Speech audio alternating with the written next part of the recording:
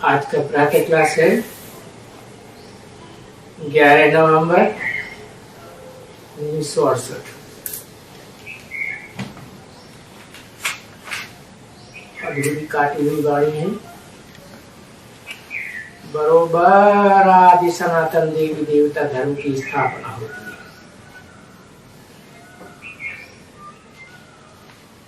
अर्थात इसमें कोई दूसरे धर्म की धारणाओं की मिक्सचरिटी नहीं होती है। और अब ये स्थापना सनातन धर्म की शुद्ध कौन करते हैं? भाई वो तो भगवान ही करते हैं। भगवान के अलावा और ऐसे देवी देवता धर्म की स्थापना कौन कर सकता है? कौन नर को नारायण, नारी को लक्ष्मी बना सकता है? परंतु मनुष्यों की बुद्धि तमो प्रधान बनने के कारण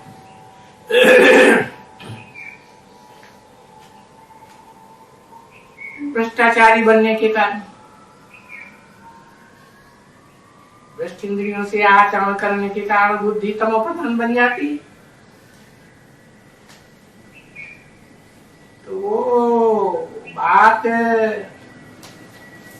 एक भगवान ही नर से नारायण, मनुष्य से देवता बना सकती है, वो ड्रामा के पेन अनुसार भूल जाते हैं।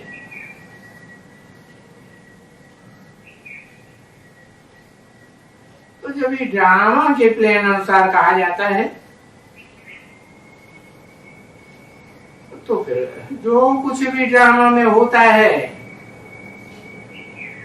उसको ड्रामा के प्लान अनुसार ही तो हो गया। जैसे नाटक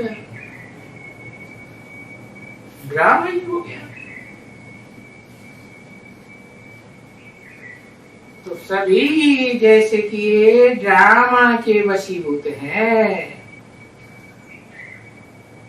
जो भी 500-700 करोड़ एक्टर्स मनुष्य मात्र हैं, वो सब ड्रामा के वशीभूत।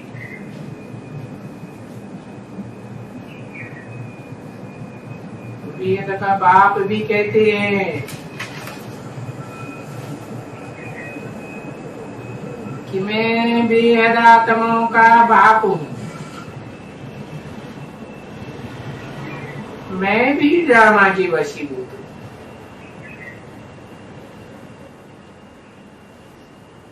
क्योंकि मैं समझाता हूं, मेरे को भी पार्ट मिला हुआ है इस ड्रामा में।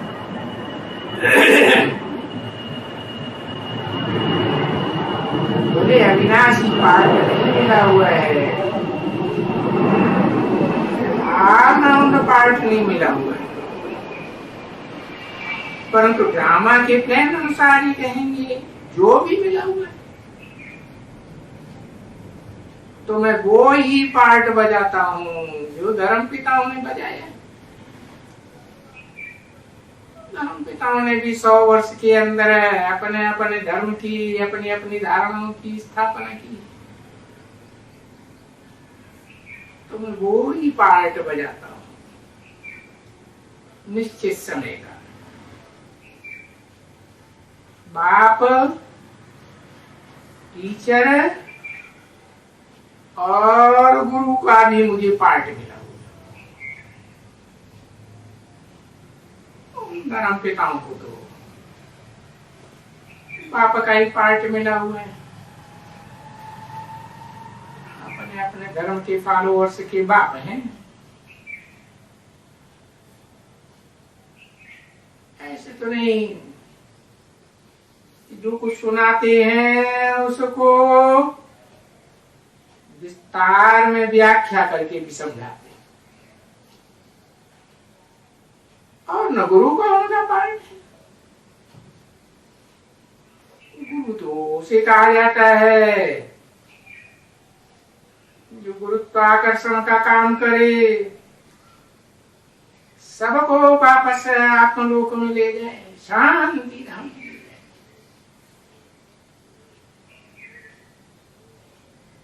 तो शांति धाम में ले जाने का पाठ तो इस समय मैं ही बजाता हूं।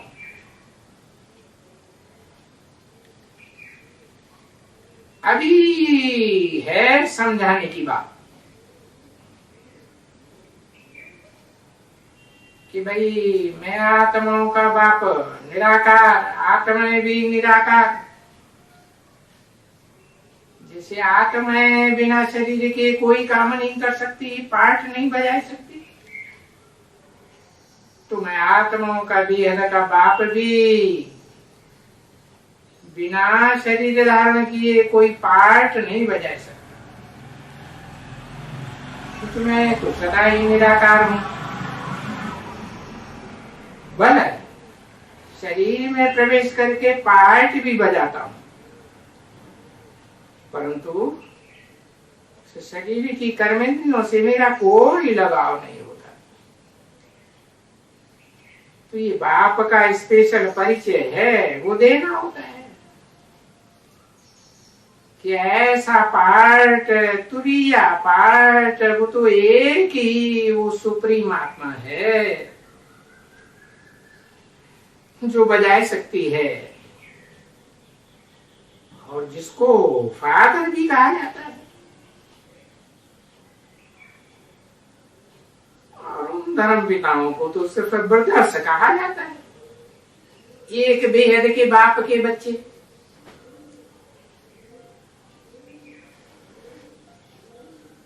सब ब्रदर्स है, आत्मा आत्मा, भाई भाई। निराकार बाप के निराकार आत्मा रूपी बच्चे हैं। और कभी भी कोई आत्मा को ऐसे नहीं कहेंगे कि ये ब्रदर फिर कोई टीचर है या वो गुरु है, ऐसे नहीं कहा जा सकता। नहीं, एक ही शरीर के द्वारा, एक ही व्यक्तित्व के द्वारा बाप, टीचर, सदगुरु का एक ही महिमा है। और वो सुप्रीम आत्मा बेहद का बाप है, सबका बाप है। मना ऐसे नहीं कि सिर्फ मनुष्य मात्र की आत्माओं का बाप है, नहीं। जो भी प्राणी मात्र हैं, पशु, पक्षी, कीड़े मकोड़े, सदा का शरीर तो होता है ना, छोटा बड़ा, तो उसमें आत्मा तो होती है। तो सब आत्माओं का बाप है, सबका बाप है। फिर नॉलेज फुल भी है उनके अंदर, सारी नॉलेज है। अब ये याद रखनी चाहिए ना बातें कि बेहद के बाप के बारे में, सुप्रीम बाप टीचर, सुप्रीम गुरु के बारे में, ये सारी बातें भूलनी तो नहीं चाहिए ना। परंतु पढ़ाई में सब स्टूडेंट्स एक जैसे तो होते नहीं है। कोई तो पढ़ाई में कच्चे होते हैं, कोई नंबरवार पक्के होते हैं। तो ऐसे कच्चे पक्के जरूर होने के लिए है। क्यों? क्योंकि ये तो राजधानी स्थापन होनी है ना, नंबरवार पुरुषार्थ अनुसार ये राजधानी स्थापन हुई। और राजधानी में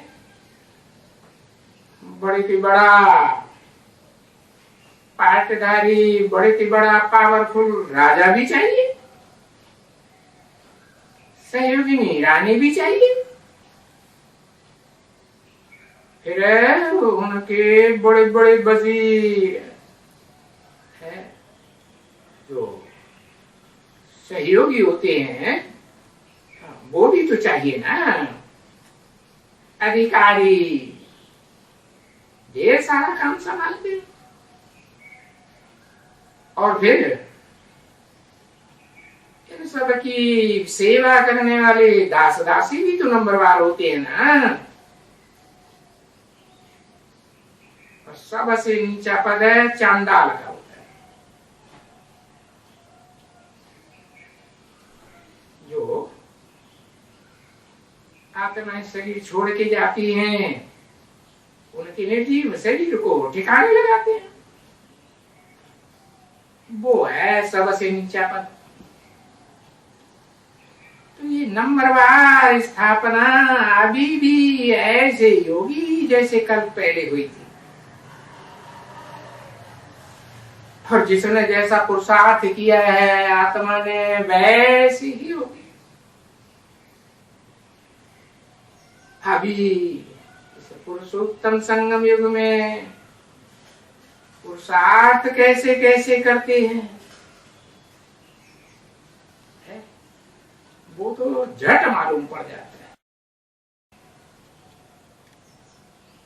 ऐसे स्थूल में मालूम पड़ता है, हाँ साकार में मालूम पड़ता है, ऐसे नहीं कि सूक्ष्म में मालूम पड़ता है, नहीं स्थूल में ही मालूम पड़ता है कि भाई ये जो पुरुषार्थ नंबरवार करते हैं ये ऐसे है। ये आत्मा बाप को इतना याद करती है, इतना ये नहीं याद करती है, और नहीं याद करती है तो ये देवान में रहती है, अपन को आत्मा नहीं समझती है। हाँ। और जो अपन को आत्मा समझ करके याद करती है तो ये नॉलेज में अच्छी है, क्योंकि आत्माओं की बाप से वो नॉलेजफुल है, उसे आत्मा बन करके अच्छी नॉलेज देती है। तो ये समझा जाता है उनकी आत्मिक स्थिति से या उनके देहभान से, उनके देहभान के कर्मों से। क्या कहा? ये समझा जाता है उनकी एक्टिविटी से कि ये इनमें नॉलेज अच्छी है, ये अच्छा पुरुषार्थ। तो वेद का बाप कह सकते हैं, परंतु ऐसे नहीं, वो तो डायरेक्ट कहते हैं, क्योंकि थोड़ा कोई फंक ना हो जाए उनकी, तो वो दिल सुस्त ना हो जाए उनकी।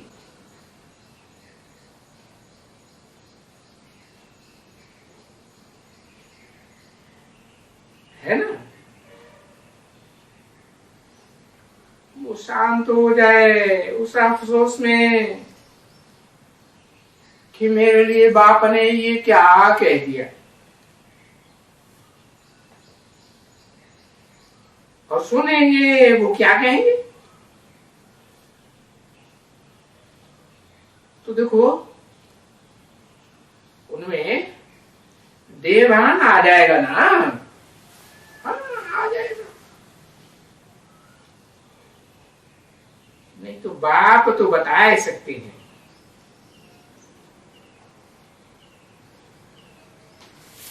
क्योंकि ऐसे तो कोई भी बता सकते हैं, क्योंकि उनकी सर्विस से साफ मालूम पड़ जाता है,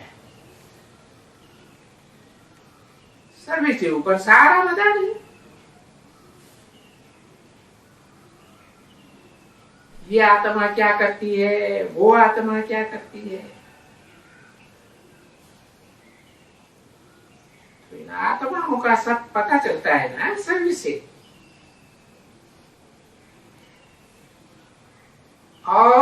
सब क्या करते हैं?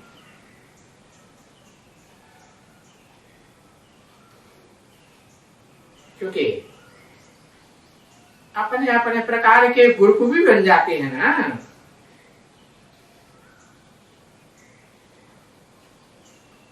तो वो क्या मालूम नहीं पड़ सकता है? ये तो बिल्कुल ही कॉमन बात है,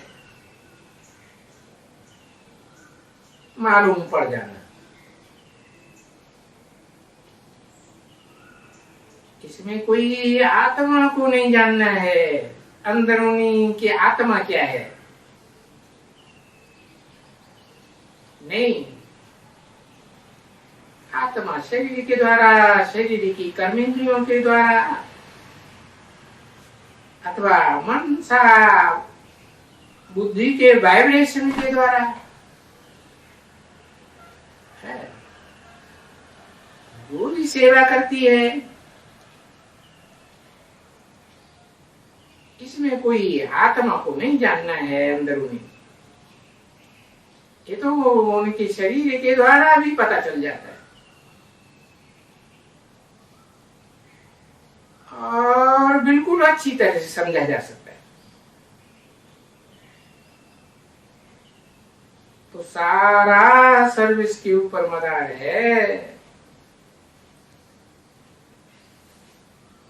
मदार है ही सारा सर्विस के ऊपर।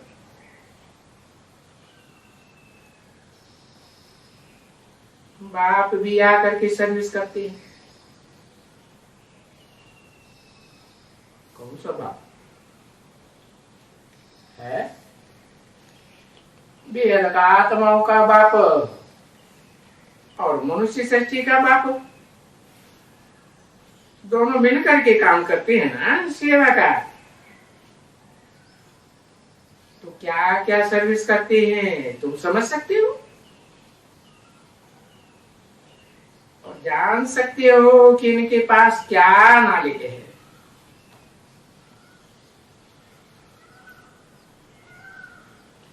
तो याद की बात है कि याद की वो किसकी याद करेंगे?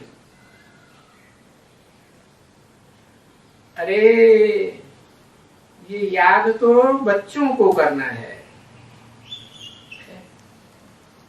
इसलिए याद करना है पुण्यात्मा बनने के लिए। देह भान में रहते हैं, नहीं याद करते हैं, तो पाप आत्मा बनने के लिए। बाकी नंबर 12, अपवित्र से पवित्र तो सबको बनना है। अभी ये है सबसे जास्ती सब्जेक्ट, क्या? याद। हाँ, याद करो, पवित्र बनो। तो पवित्र बनने की धारणा करनी पड़ती है, और ये पवित्र बनने की धारणा करना बहुत डिफिकल्ट है ना। बाबा कहते हैं ना, नॉलेज तो बहुत सहज है, और ये नॉलेज है जो मुश्किल को सहज करने वाला बेहद का बाप आया हुआ है। ये तो नॉलेज को बहुत सहज कर देते। जो सच्चाई की नॉलेज है, धर्म पिताओं ने या धर्म गुरुओं ने जन्म जन्मांतर नहीं दे पाए, 2500 वर्ष में भी नहीं दे सके। बेहद का बाप आकर के इतना समय थोड़ी ही लगाते हैं, हजारों वर्ष का। थोड़े समय में ही सारी नॉलेज मिल जाती है।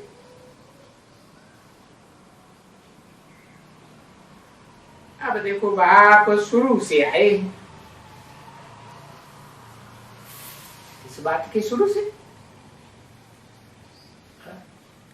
उनकी धर्म स्थापना का जो टाइम है और धर्म पिताओं की तरह 100 साल का, उसमें शुरू से आए हैं बाप, और ये योग और नॉलेज सिखलाते आते।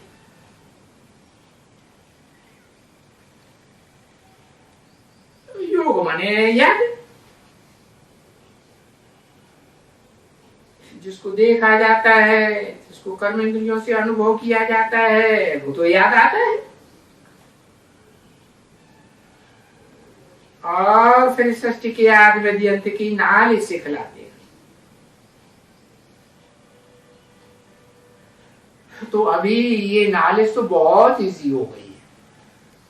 उन धर्म पिताओं ने, उन धर्म गुरुओं ने तो लाखों वर्ष का गपोड़ा लगाई दिया, तो बहुत कठिन बात हो गई कि भाई 84 लाख योनियों के गपोड़े के कारण 84 लाख योनियों में भ्रमण आत्मा करती है, तब एक जन्म मनुष्य का मिलता है। तो नॉलेज कठिन हो जाएगी कि सहज हो जाएगी? कठिन हो गई।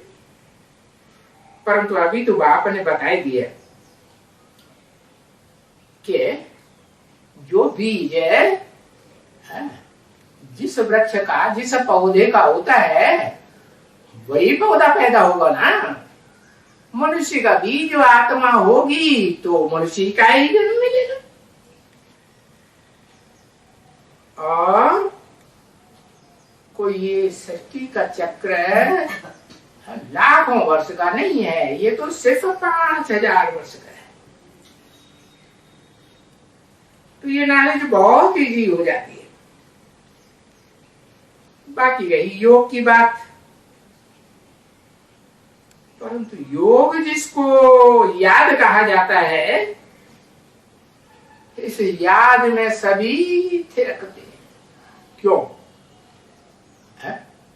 क्यों थिरक जाते हैं? क्योंकि नॉलेज की जो पढ़ाई है ना, जो बाप आकर पढ़ाई पढ़ाते हैं, उस नॉलेज में कोई कच्चे होते हैं, कोई पक्के होते हैं।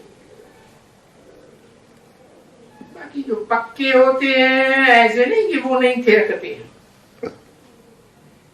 याद में तो सभी थिरकते रहते हैं। क्योंकि जन्म जन्मांतर का जो देहधारियों का संग किया है ना, वो संग का रंग मन बुद्धि में, संस्कार में बैठा हुआ है, वो देह अभिमान याद आ जाता है। और जब देह भान आता है तो फिर अनेक बातें पैदा हो जाती, और ये अनेक बातें पैदा भी होनी चाहिए कि भाई जब आत्मा अपन को देह समझेगी तो देह को ये भी चाहिए, वो भी चाहिए, रोटी चाहिए, पदार्थ चाहिए, कपड़ा चाहिए, मकान चाहिए। ये चाहिए चाहिए की रट लग जाती है,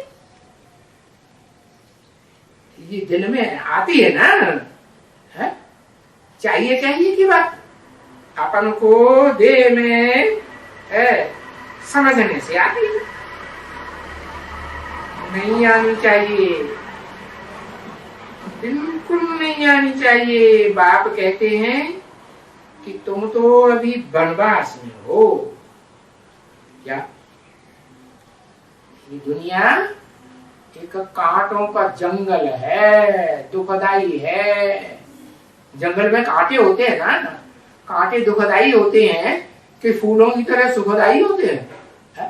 कांटे तो दुखदाई।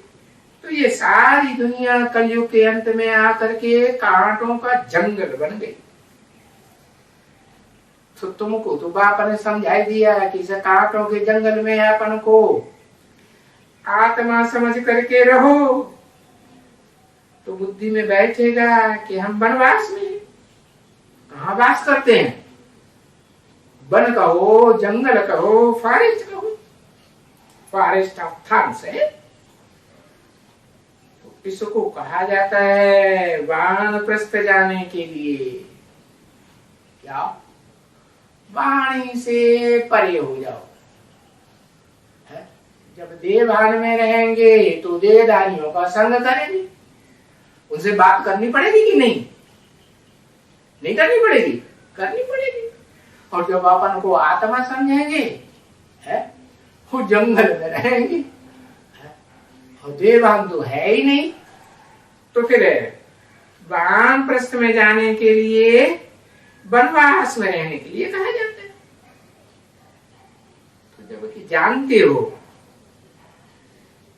कि हम सबको अब मौत चाहिए, क्या मौत देह को आती है या आत्मा को आती है? आत्मा तो अविनाशी है, देह को मौत आती है। तो ये देह को छोड़ करके जाना है, शुद्ध आत्मा बन के जाना है। हमको जाना है कि हम कोई भी चीज अब ऐसे पहन नहीं सकते हैं जिसमें देहभान बढ़े है? ऐसी कोई भी चीज हम धारण नहीं कर सकते है?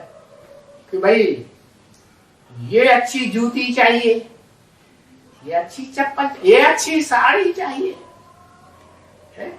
ये अच्छा कुर्ता चाहिए है? नवाबी टाइप का।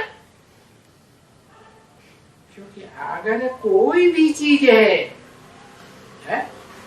बहुत अच्छी, तो वो देहभान खींचेगी या कम करेगी? देहभान को बढ़ाएगी, है ना? जो भी बाहरी दुनिया की चीजें हैं, शरीर भी देखो खींचता है,